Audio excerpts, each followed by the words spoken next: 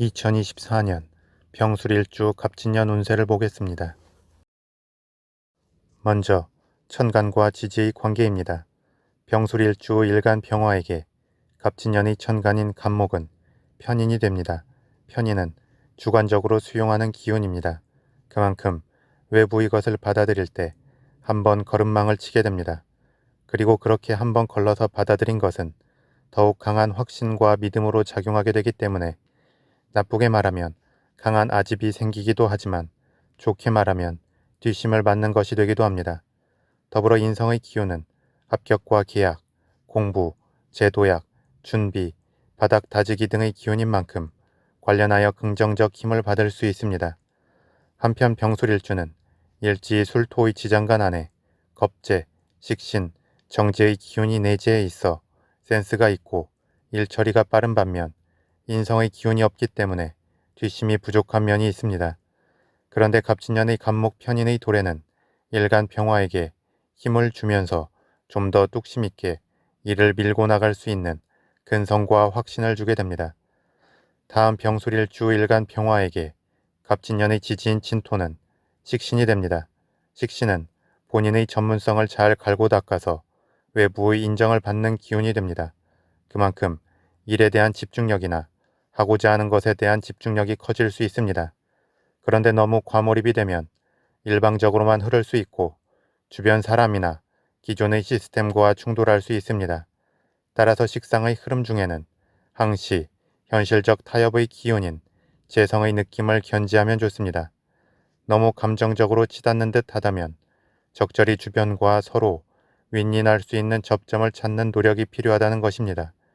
특히 갑진년의 진토는 수기운의 고지인 만큼 병술일주 일간 병화의 열기를 빠르게 흡수하는 특성이 있습니다. 게다가 병술일주 일지 술토도 식신의 기운이면서 진토와는 다른 느낌이 되기 때문에 병술일주의 관심과 시선이 분산될 여지가 있습니다. 따라서 기운을 한 방향으로 몰아가기 위해서는 재성의 확실한 현실적 목표가 필요합니다.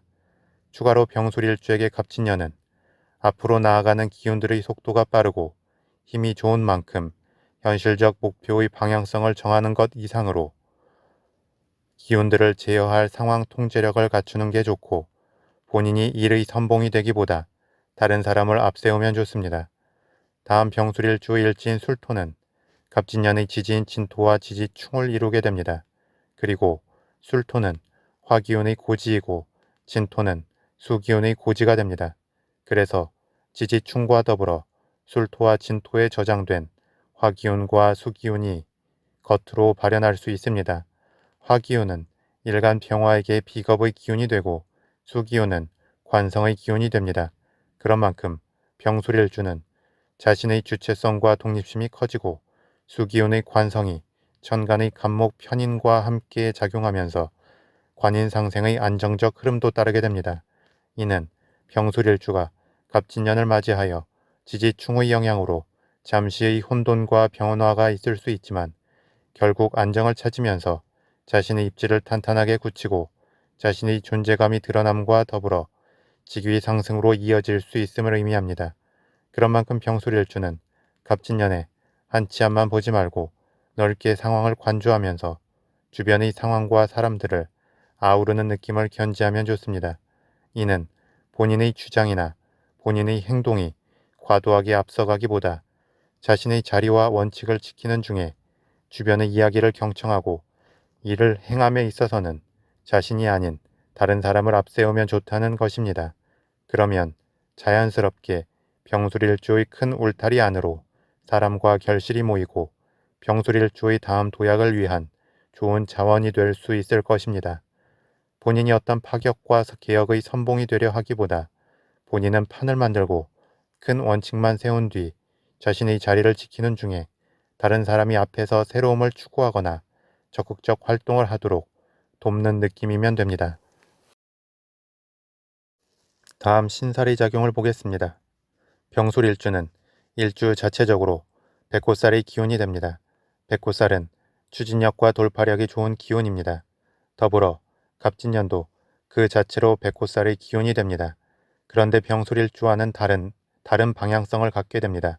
이는 큰 기운 두 개가 함께 날뛰는 모양새가 됩니다.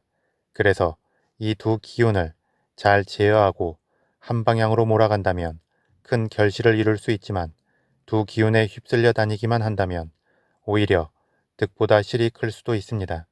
따라서 병술일주는 갑진년을 맞이하여 큰 안목과 더불어 상황 통제력을 키우면 좋습니다.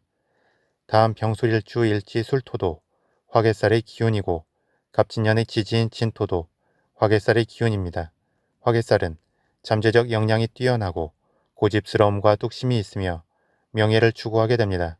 그런데 술토와 진토는 그 잠재적 기운이 다르고 지지충을 이루면서 더욱 강하게 자신의 색깔을 드러낼 수 있습니다.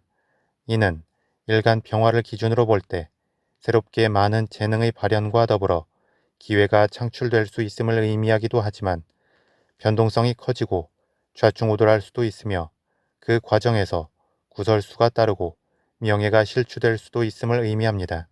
따라서 강한 기운의 흐름이 생길수록 너무 눈앞의 것들만 보면서 빠르게 달려가기보다 차분하게 공통의 길을 열어가려는 진중함이 필요합니다. 다음 12신살의 관점에서 병술일주 일지 술토를 기준으로 갑진년의 지지인 진토는 월살이 되고 술토는 화개살이 됩니다. 월살은 고초살이나 고괄살로 불리우기도 하면서 힘든 일을 겪거나 자신이 가진 자산과 에너지를 모두 소진시킬 수 있다는 식의 부정적 해석을 하기도 합니다. 그런데 이러한 부정적 해석이 나온 연원에는 월살이 12운성론의 흐름에서 관대에 비유되기 때문입니다. 즉, 12지지의 기운 흐름에서 마치 관대처럼 무모하고 저돌적 힘이 들어오게 됨을 의미하는 것입니다. 따라서 부정적 해석은 긍정의 방향성을 내포하게 되는데 그것은 바로 강력한 변화 변동의 흐름 속에서 기회의 문이 열린다는 것입니다. 이는 병술일주가 갑진년을 맞이하여 좌충우돌하거나 변화와 변동이 많을 수 있지만 또 강하게 상황을 주도하고 명확한 목표를 향해 기운을 몰아간다면 많은 새로운 결실을 얻을 수 있음을 의미합니다. 따라서 병술일주는 갑진년을 맞이하여 마음의 중심을 잡고 명확한 방향성을 정한 뒤 넓게 상황을 바라보고 전체적인 통제력을 키우면서 본인이 앞장을 서기보다 다른 사람이 앞서 길을 터나갈 수 있도록 그렇게 하면 좋을 것입니다. 다음 병술일주 일지 술토는 갑진년의 지지인 진토를 만나 천나지망살의 기운을 불러오게 됩니다.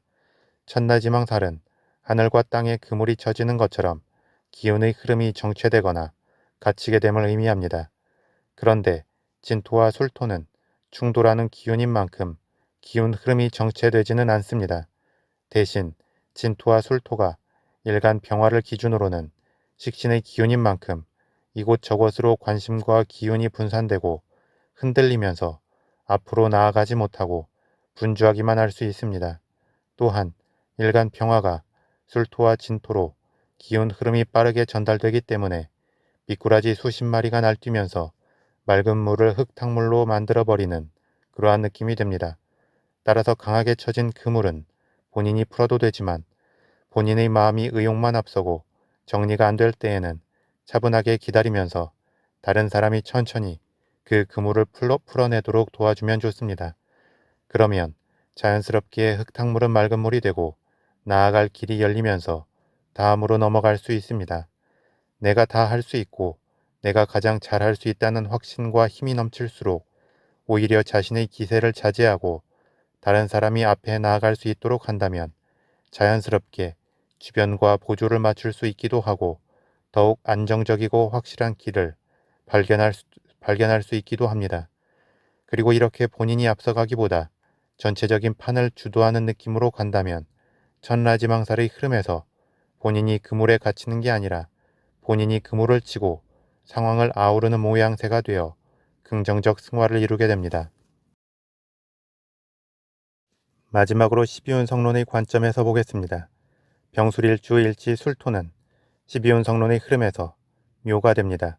묘는 실제 묘지에 묻힌다는 의미가 아니라 묘지에 묻힌 듯한 특성을 갖는 것을 의미합니다.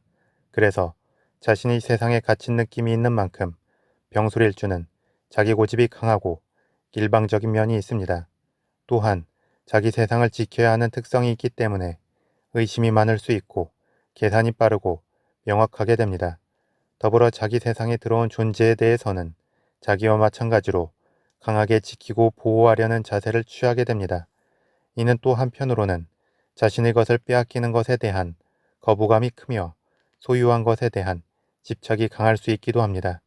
추가로 너무 갇혀만 있으면 답답할 수 있기 때문에 묘의 기운은 가끔 극단적으로 돌발적 행동을 하거나 크게 금전적 지출을 하기도 합니다. 그리고 이 묘의 기운은 병술일주에게 식신이 되는 만큼 병술일주는 성향적 특성에서 묘의 느낌을 드러낼 뿐 실제 묘지에 갇힌 것처럼 한자리를 고수하거나 하기보다는 지속적으로 새로움을 추구하게 됩니다. 이는 병술일주가 열심히 활동하는 중에 새로운 사람이나 새로운 정보들을 자신의 세상으로 계속 모으려는 그러한 느낌으로 나타나기도 합니다. 이러한 병술일주에게 갑진년에는 관대의 흐름이 도래합니다. 관대는 갓 세상에 나온 청년의 기운입니다.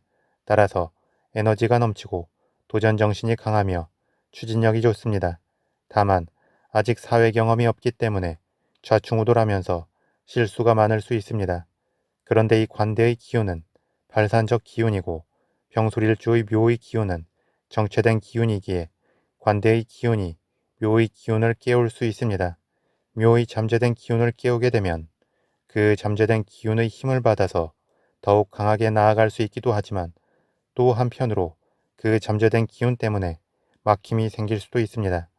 따라서 이러한 반대의 느낌을 갖는 두 기운이 작용할 때에는 적당히 기다리면서 순리적으로 조화로움을 이룰 수 있도록 하는 게 좋습니다. 그러기 위해서는 본인 혼자 의욕적으로 앞서가려 하기보다 주도권을 지키는 중에 주변의 기운을 이용하면 좋습니다. 이는 마치 마차를 끄는 두 마리 각자 제멋대로 날뛰려 할 때 고삐를 쥐고 적당히 기다리면서 두 말의 앞에 새로운 마부를 두어 자연스럽게 두 말을 앞으로 끌고 가도록 하는 것과 같습니다. 그러면 과도하게 의욕에 앞서 저지를 수 있는 실수를 방지할 수 있고 처음에 느린 것 같지만 가장 확실하고 안정적으로 결실을 얻을 수 있을 것입니다.